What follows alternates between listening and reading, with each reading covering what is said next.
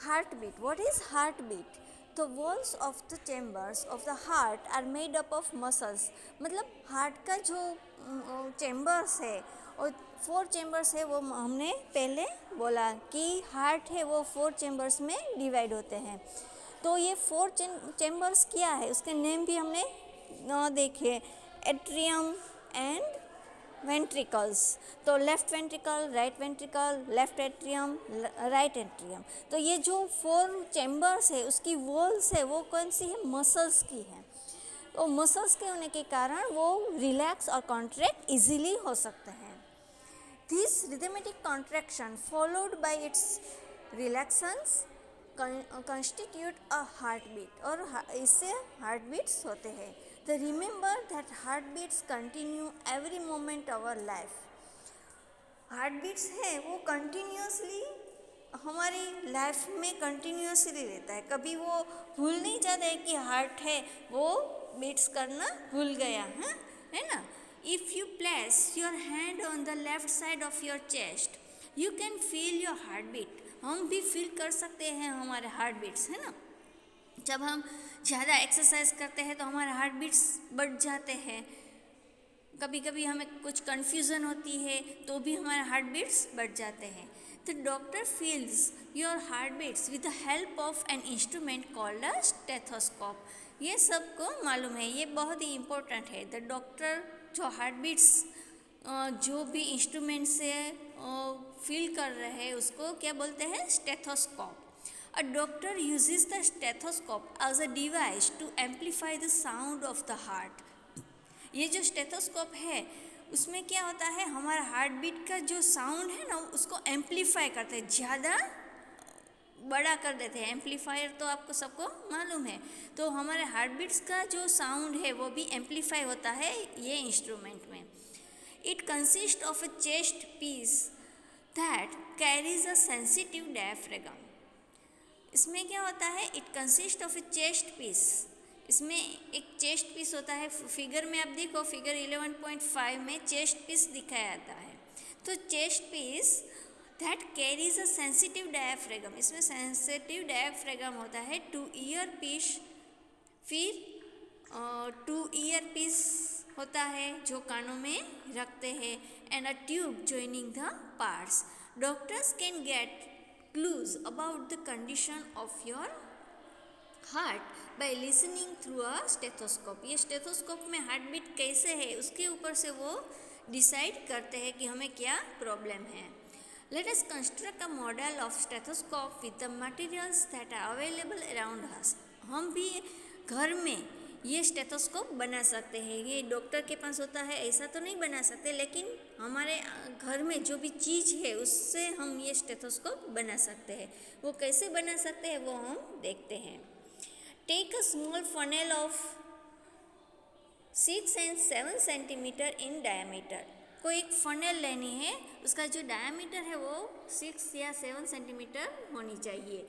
Fix अ rubber tube, इसमें rubber tube लगा दो, वो 50 centimetre long, tightly on the stem of the funnel. Funnel के जो नीचे स्टेम होता है इसमें लगाना है। स्ट्रेच रबर सीट और a balloon on the mouth of the funnel. Funnel के जो माउथ होता है इसमें या तो रबर बैंड रखो या तो बलून है वो भी आप टाई कर सकते हो।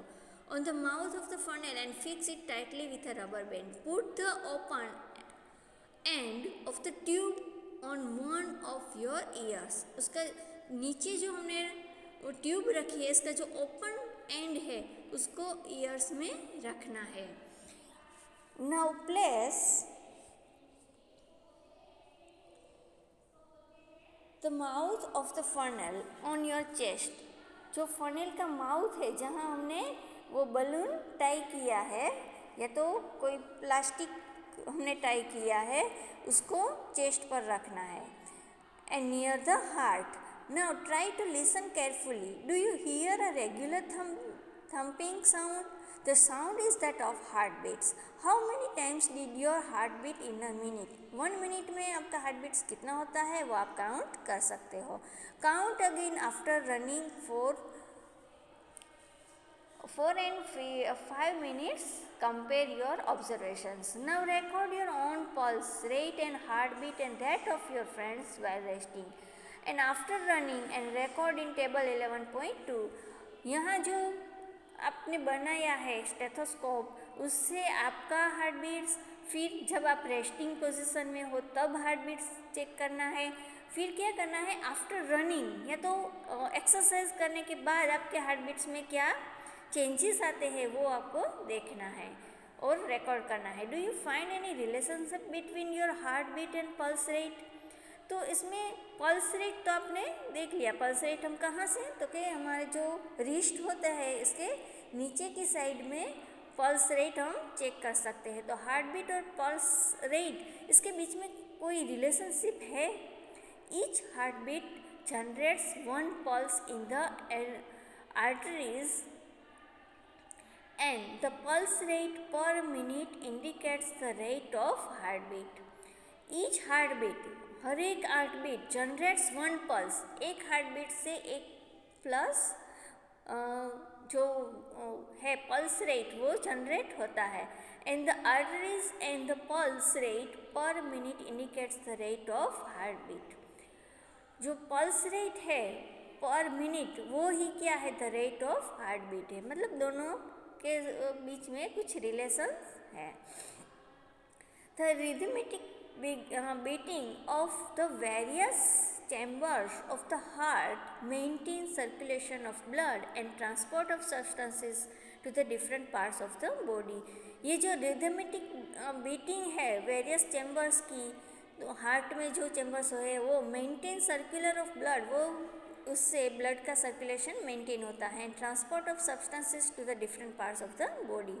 बुजू wonders if sponges and hydra also have blood. तो क्या स्पॉन्जीज और हाइड्रा ये वो क्या है, ऑर्गेनिजम्स है, तो उसको भी ब्लड होता है. Animals such as sponges and hydra do not possess any circulatory system. ये जो स्पॉन्जीज एंड हाइड्रा है ऑर्गेनिजम्स, इसमें सर्कुलेटरी सिस्टम नहीं होती है. तो water in which they live brings food and oxygen as it enters their bodies. लेकिन ये जो है एक्वेटिक है कि वो वाटर में ही रहते हैं, ये एनिमल्स हैं. Animals such as sponges and hydra do not possess any circulatory system. मतलब इसमें कोई हमारे जैसी सर्कुलेटरी सिस्टम नहीं होती है, इसमें ब्लड भी नहीं होता है. तो water in which they live brings food. लेकिन वो फूड कहाँ से वो लेता है, तो वो जो वाटर में रहता है वो वाटर में से ही फूड उसको मिल जाता है. फूड के साथ ऑक्सीजन भी उसको मिल जाता है. As it enters their bodies. The water carries away waste materials and carbon dioxide as it moves out. और वाटर है वो ही उसके बॉडी में जितना भी वेस्ट मटेरियल है या तो कार्बन डाइऑक्साइड है वो बाहर निकल जाता है. Thus, these animals do not need a circulatory fluid like the blood. इसलिए ये जो एनिमल्स है हाइड्रा एंड स्पॉन्जीज, जो एनिमल्स वाटर में ही रहते हैं उसको हमारी तरह ब्लड की ज़रूरत नहीं रहती है, क्योंकि वो वाटर में से ही फूड एंड ऑक्सीजन ले लेते हैं और वाटर में ही वो वापस waste material and carbon dioxide remove करते हैं. Let us now learn about the removal of waste other than carbon dioxide. तो कार्बन डाइऑक्साइड तो हम एक्सेलेशन की प्रोसेस से बाहर निकाल देते हैं, लेकिन अदर जो वेस्ट है वो हम कैसे रिमूव होता है इसके बारे में हम कल नेक्स्ट क्लास में एक्सप्लेन करेंगे. ओके.